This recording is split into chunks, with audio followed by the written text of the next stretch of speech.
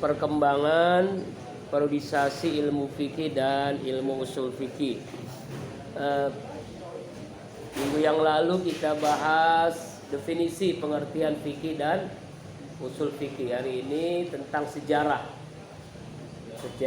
perkembangan periodisasi. Paling tidak itu tadi ada hal-hal yang kurang tepat oleh pemakalah.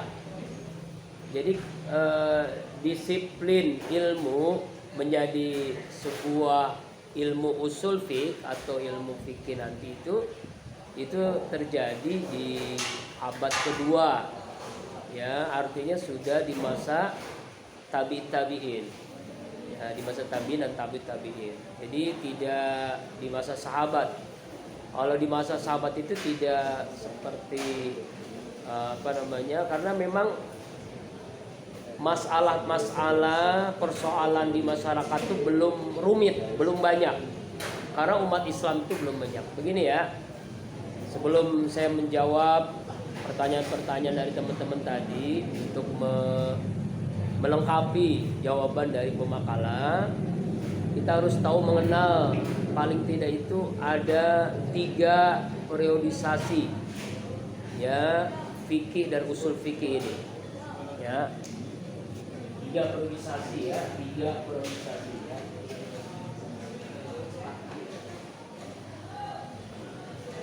Yang pertama di masa Nabi Muhammad Sallallahu Alaihi Wasallam. Seluruh persoalan, ya, apapun itu langsung bertanya kepada Rasulullah Sallallahu Alaihi Wasallam. Jadi otoritas jawaban itu hanya pada diri Rasulullah. Kenapa? Karena Rasulullah sebagai Nabi sekaligus Rasul, apapun yang ditanyakan itu jawabannya pasti berdasarkan Al-Quran dan juga hadis Rasulullah Sallallahu Alaihi Wasallam, dan juga hasil istihadnya langsung Rasulullah.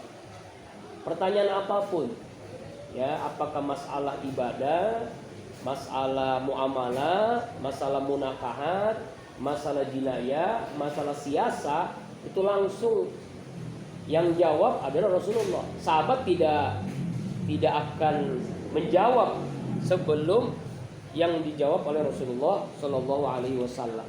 Ya, di situ ada Abu Bakar, ada Umar, ada Utsman, Ali, tidak mungkin menjawab. Kenapa? Karena langsung yang otoritas jawaban itu dalam di Rasulullah. Fikih apapun, ya, masalah beribadah, masalah sholat, masalah puasa, masalah zakat, masalah haji, masalah pernikahan, masalah apapun langsung Rasulullah menjawab lewat Al-Quran yang diturunkan dan juga lewat hadis Rasulullah yang disabdakan. Kemudian periode yang kedua yaitu periode sahabat, ya, masa sahabat, yaitu setelah Rasulullah SAW wafat, maka seluruh pertanyaan-pertanyaan yang berkaitan dengan hukum ini ditanyakan kepada sahabat yang besar terlebih dahulu, artinya sahabat yang memiliki otoritas. Beliau menjabat sebagai, memang kalau khalifah, pimpinan itu adalah umara sekaligus ulama. Pertanyaan-pertanyaan apapun ditanyakan kepada pertama sahabat besar Abu Bakar, yang kedua Umar, 3 Utsman, kemudian keempat Ali bin Abi Thalib. Setelah itu bergiliranlah, kalau sahabat yang satu wafat, maka kan menjadi khalifah sahabat yang berikutnya. Umar, kemudian wafat Utsman, kemudian wafat Ali. Nah, setelah itulah pertanyaan-pertanyaan Islam itu makin berkembang, kan? Ya, makin berkembang, makin banyak, ya, sahabat wafat, maka beralih kepada masa tabi'in. Tahu kan ya apa bedanya sahabat dengan tabi'in? Kalau sahabat beriman berjumpa dengan Rasulullah. Kalau tabi'in beriman berjumpa dengan sahabat. Dan ini sekaligus juga di masa tabi'in. Ya, di masa tabi'in. Nah, karena perluasan wilayah Islam semakin berkembang, maka persoalan hukum pun semakin banyak. Persoalan ekonomi, persoalan muamalah, persoalan ibadah, persoalan jinayah, seluruhnya makin meluas karena ya wilayah Islam pun semakin luas. Nah, makanya disinilah peran para tabi'in wafat dilanjutkan oleh tabi'in. Ya, dan semuanya jawabannya berdasarkan apa yang dilakukan Rasulullah, apa yang dilakukan oleh para sahabat. Cuma di masa inilah karena begitu luar biasa ya perkembangan Islam semakin berkembang, di masa inilah lahirnya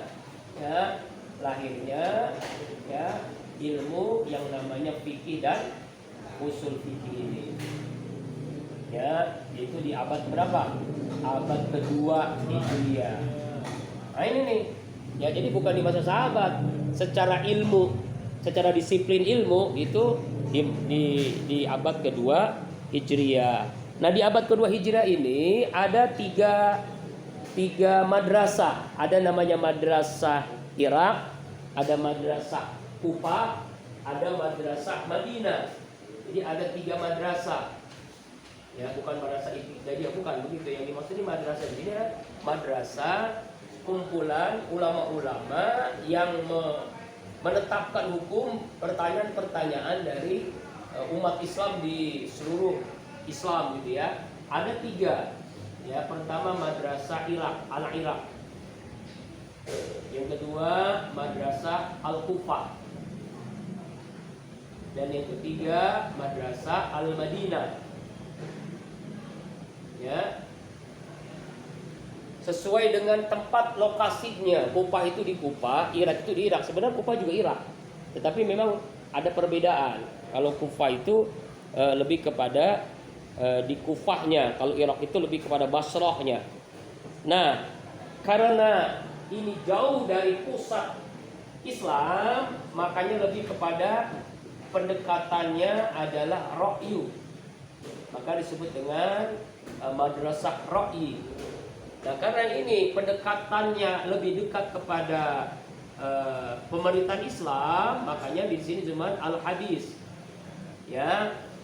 Jadi artinya adalah penetapan atau ketentuan hukum itu lebih banyak kepada menggunakan ra'yu, kepada akal. Jadi bagaimana akal yang diberikan karunia Allah Subhanahu wa taala itu memahami dari ayat Al-Qur'an dan hadis dan istihad dari sahabat, dan melalui itulah lahirlah ilmu usul fikih yang dipelopori pertama kali oleh Imam Malik bin Anas dalam kitabnya Al-Muwatta ya di masa khalifah ya Bani Abbasiyah. Ini yang pertama kali nih. Ya, kitabnya namanya kitab Al-Muwatta Imam Malik. Ya, Imam Malik. Nah, ini nih pertama ilmu usul fikih ya di masa Imam Malik. Nama kitabnya Al-Muwatta karya Imam Malik bin Anas. Ya, ini di masa siapa? Khalifah ya Bani Abbasiyah. Nanti berlanjut kepada kitab-kitab yang berikutnya ya oleh Imam Abu Hanifah. Ya kan? Imam Abu Hanifah. Kemudian nanti Imam Idris Asy-Syafi'i, Imam Syafi'i dengan kitab yang terkenal yaitu Al-Um. Nah, ini kitab Al-Um ini adalah kitab juga sama usul fikih. Ya. Dan yang luar biasanya Imam Syafi'i waktu masih jadi muridnya Imam Al-Muwatta, Imam Malik, dalam kitab Al-Muwatta'nya itu Imam Malik baru menulis, Imam Syafi'i sudah hafal. Selesai menulis kitab Imam Muwatta, seluruh isi Muwatta itu sudah dihafal oleh Imam Syafi'i. Itu cadarasnya Imam Syafi'i. Jadi semua kitab isi Imam Malik semuanya sudah ada di dalam kepalanya Imam Syafi'i. Saking cerdas-cerdasnya Imam Syafi'i diakui. Makanya setiap Ramadan beliau menghatamkan Al-Quran 60 kali hatam Quran. Saya tanya di sini mahasiswa perbankan syariah, sudah berapa kali hatam Quran Ramadan ini? Saya bingung nih Pak. Ya. Karena jadi kalau Ya. kita hataman lebih cepat dari 7 Itu hadisnya kategori hadis apa dulu? Kategorinya hadisnya apa dulu? Hadisnya sahih, hasan, dhaif atau maudhu? Iya. Ada itu.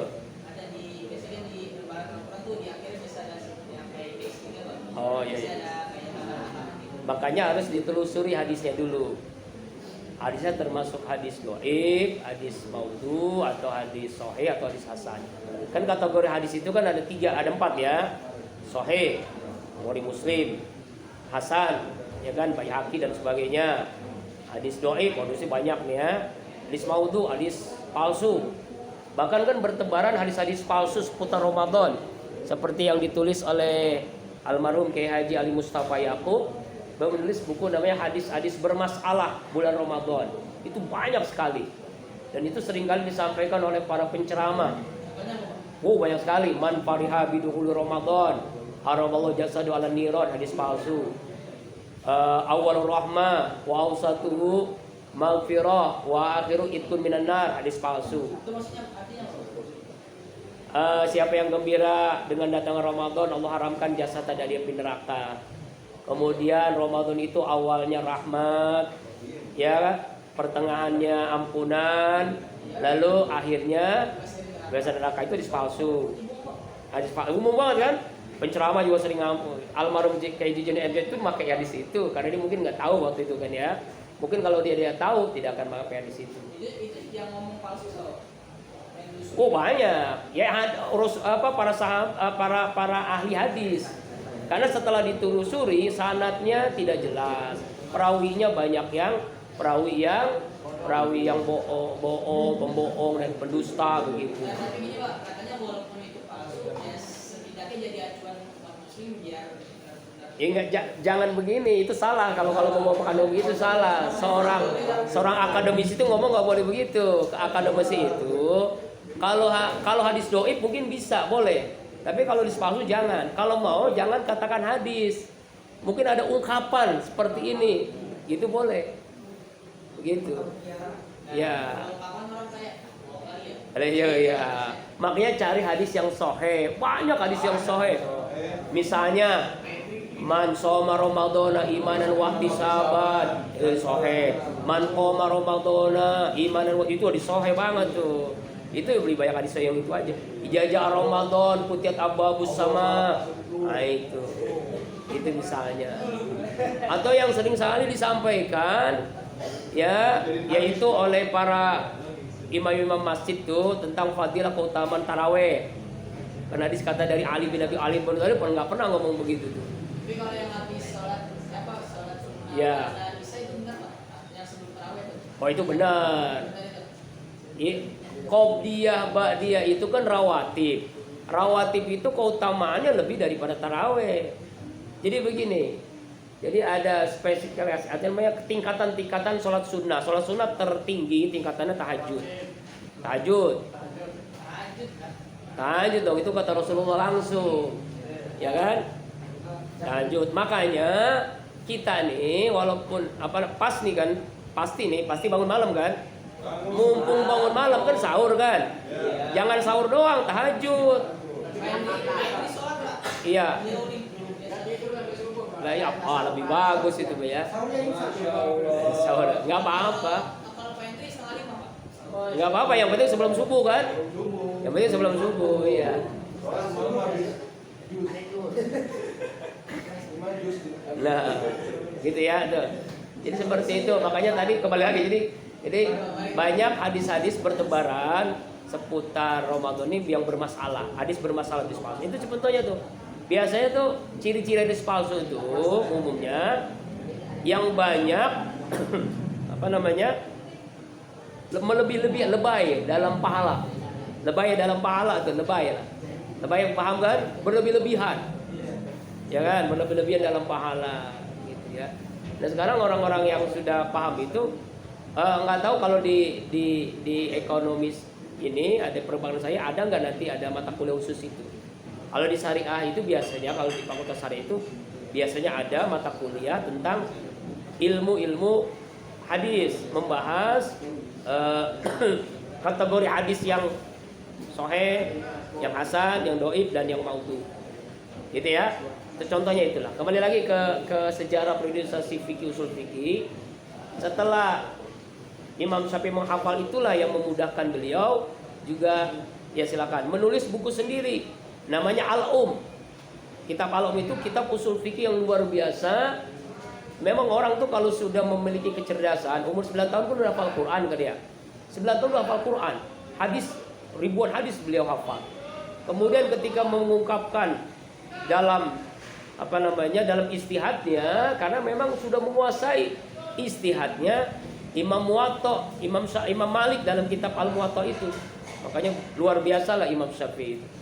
Nah ini periodisasi ya tiga yang kita dipahami ya, masa Nabi, masa sahabat dan masa tabi'in. Ya kan? Nah tadi kembali lagi ke madrasah Ra'i, madrasah Kufah ini lebih kedepankan kepada istihad, kepada akal. Kenapa? Karena memang jauh dari pusat pemerintahan Islam.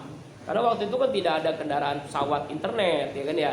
Tidak ada pesawat, tidak ada internet. Makanya untuk mencari hadis itu agak kesulitan. Maka lebih kedepankan ketika ada masalah kepada Ra'yu. Sedangkan madrasah Al-Hadis di Madinah itu lebih kepada hadis. Karena memang lebih dekat dengan pusat pemerintahan Islam. Nah itu sekedar mengetahui tentang perkembangan periodisasi ilmu.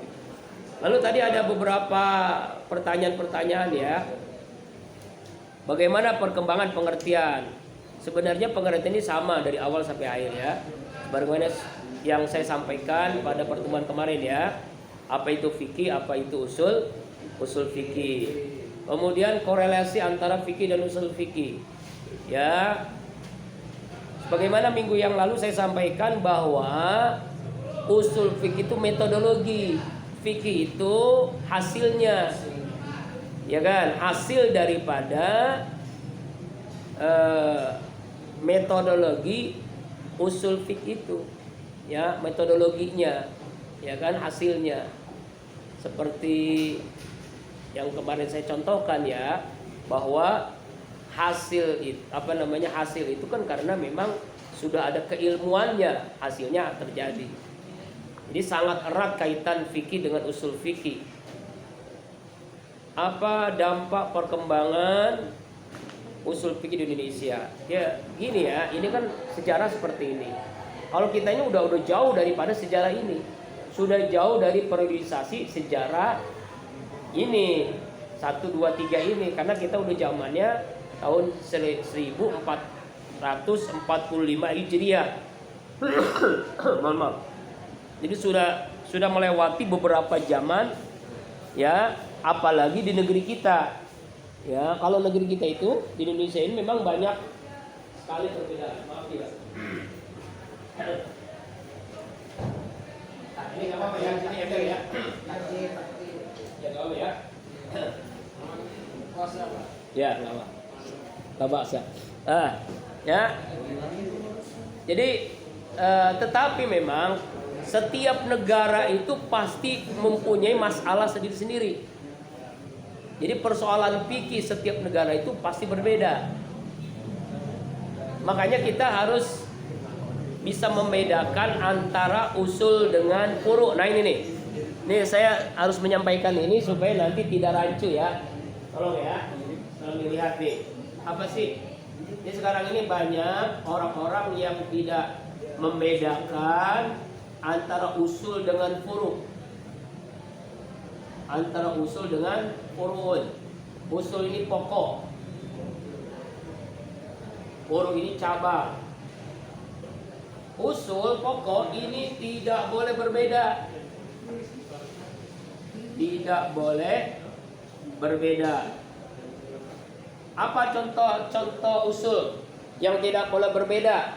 Rukun iman, rukun Islam, ihsan. Itu tidak boleh berbeda tuh. Al-Quran, Sunnah tidak boleh berbeda. Ya, tidak boleh berbeda. Siapapun dari aliran apapun, dari ormas apapun, kalau usul tidak boleh berbeda. Kalau berbeda, sesat, menyesatkan. Iya, bukan sesat walafiat, sesat menyesatkan. Kenapa? Harus sama. Rukun Islam 5, tidak boleh 6, tidak boleh 7. Rukun iman 6, tidak boleh 7, tidak boleh 9. Seperti orang Syiah kan? Beda tuh. Rukun iman, rukun Islamnya pun beda dia. Syahadatnya juga beda, ada tambahannya. Cara wudunya juga beda. Nah, ini namanya usul. Pokok. Cabang ini boleh berbeda. Kenapa bisa boleh berbeda? Karena furu ini adalah bagian dari fikih. Bagian daripada istihad, hasil istihad ketika memahami ayat, hadis, ijma dan qiyas. Makanya terjadilah perbedaan-perbedaan. Boleh berbeda. Kunut dengan tidak kunut, tarawih 20 atau 8 atau 36, boleh berbeda. Ya kan? Nah, kemudian tahiyat begini, apa begini, boleh berbeda. Boleh berbeda karena ini masalah furu. Masalah furu, mau kunut subuh, mau tidak kunut, boleh berbeda. Al-Fatihah pakai bismillah atau tidak, boleh berbeda. Nggak boleh nggak sholat, Pak. Nah, ya tidak boleh berbeda. Orang yang sholat subuhnya Jam 7 tinggalin dia, tidak sholat subuh, ya kan? Sholat Jumatnya pada hari Sabtu. Iya. Jadi kalau nanti misalnya ente ke Mekah ke Madinah, di sana sholat subuh tidak ada pakai kunut. Mana ada sholat subuh sunnah pakai kunut? Iya kan? Karena macamnya berbeda. Juga jangan kaget ketika sholat ya tidak baca bismillah dalam Al-Fatihah, langsung alhamdulillahirabbil alamin. Tapi anehnya orang kita di sana enjoy aja tuh. Ketika pulang sholat di sebuah masjid tidak pakai bismillah, tidak pakai kunut. Di mana-manain imamnya. Gimana ya? Di Mekah di Madinah nggak disalahin, kok di Indonesia disalahin. Nah, itu ya. Itulah namanya furu. Furu ini boleh berbeda, hal yang tidak pokok. Nah, furu ya. Nah, ya sepertilah nanti dampak perkembangan ya usul fikih ini di abad sekarang ini ya berimbas kepada persoalan-persoalan nanti perbankan. Kan ini kembali lagi ke prodi perbankan. Pasti masalah-masalah ini harus ada sandaran hukumnya. Nah, kalau kita sandaran hukumnya Quran Sunnah. Ya, kalau sebagai mahasiswa kan harus paham itu kan, namanya ilmu usul fikih ini. Nanti banyak bersinggungan dengan masalah-masalah hukum Islam. Ya kan? Bagaimana hukumnya nih? Apakah boleh atau tidak boleh? Ya kan? Ada persoalan baru nih. Masalah pinjam meminjam, masalah utang piutang, masalah gadai menggadai, masalah persoalan perbankan lah. Ya kan ya? Persoalan perbankan seperti apa? Inilah pentingnya ilmu disiplin ilmu usul fikih ini. Ya, itu ya. Kemudian apalagi tadi? Perkembangan abad kedua ya, abad keberapa sudah ya, mencapai puncak kemasan ini, yaitu adanya Imam Malik dengan al-Muwatta'nya, Imam Syafi'i dengan al-Umnya, kemudian siapa lagi, Imam Abu Hanifah dengan kitab yang lainnya, Risalah kalau tidak salah. Itu semua adalah bagian daripada hasil-hasil ya pembukuan para ulama-ulama mustahid tentang usul fikih dan ilmu fikih ini. Wallahu alam bishawab.